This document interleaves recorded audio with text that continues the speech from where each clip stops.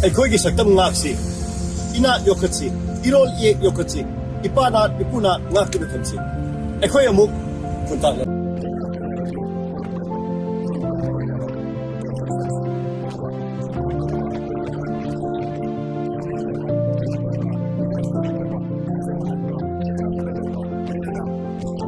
Economic nationalism sagachi, cultural nationalism sagachi, mipang tanggu wakal tuksi.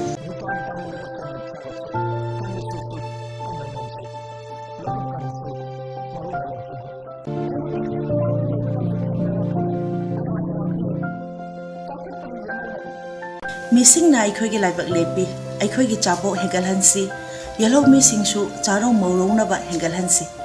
Politics na kunai magi. Politics na pur amagi na. Politics na politics na Eikhoigi. Kaudang liba lita. Vote se loduna isagi huk yon thap. Matik saba mihut kansi apawa lenga kamata.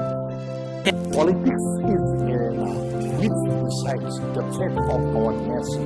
That's why, as a citizen, we have a responsibility to engage with politics.